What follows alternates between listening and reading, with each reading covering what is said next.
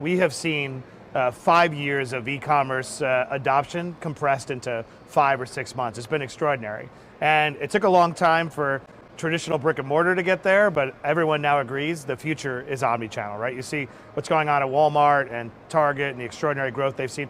Everyone recognizes that the channel is irrelevant. When people want to transact, whether it's mobile or it's web or it's in store, the object of the exercise is to eliminate the friction. And so I saw an opening in the market to put together a team of omni-channel consumer Avengers who could basically create value and help a company from every different perspective. We have 10 different founders in our board and our team of advisors who can make sure that the company is ready from the transition from private to public company, and to help them move along that omni-channel journey, because it's not easy. If you're a pure play digitally native brand, retail is so disrupted. How do you go about bringing your product to market? And our group can help figure that out.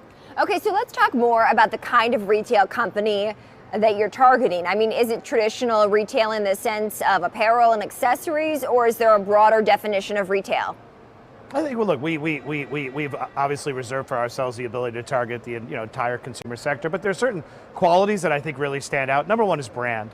The modern consumer wants their companies to stand for something, right? I saw a great stat where 78% of customers say they want their CEO to take a stand and take their company to take a stand. And when you see some of the most beloved brands out there, that's exactly what they do. So you want to ensure that a company knows how to reach the modern consumer. And we're open-minded anywhere along that omni-channel journey. Really the purpose of the SPAC is when you look at some of the SPACs that have come out there and the space has gotten very frothy. I saw a great study in September from McKinsey that found that there was an operator bias, that if you had a team of operators in an operator-led SPAC, they tend to outperform the broader market of SPACs by 40%, and actually the S&P sector by 10%. So the goal here is to put together an incredible group of people like Gary Vaynerchuk and Christina Tosi and Katie Hunt from Showfields, who really are operators themselves. They do this day in and day out, and they're the kind of people who sort of lean in to help create value.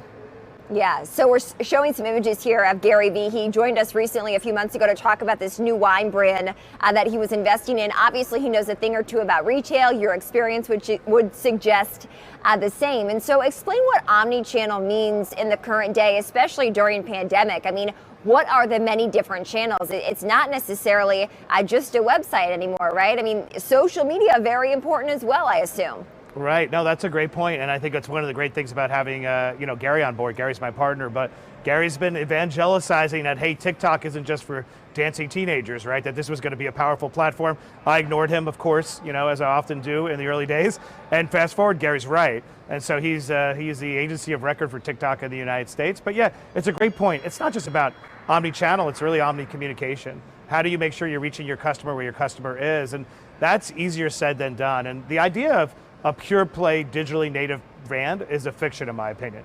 Every brand, even if you start digitally and that's how you scale, you ultimately need to create a physical touch point to interact with your customer, because as we've seen with Bonobos and other brands, over time that's what brings down your returns, that's what increases your devotion and your loyalty, because people still want to touch and feel. So while the mall is going to be reimagined, and I'm not entirely sure how so, while the mall will be reimagined, retail is not by any means dead.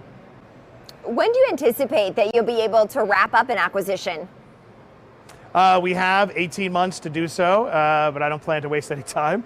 So we got a great team, a great team that's passionate and excited about getting going. So we're going to be working as hard as humanly possible to get something done.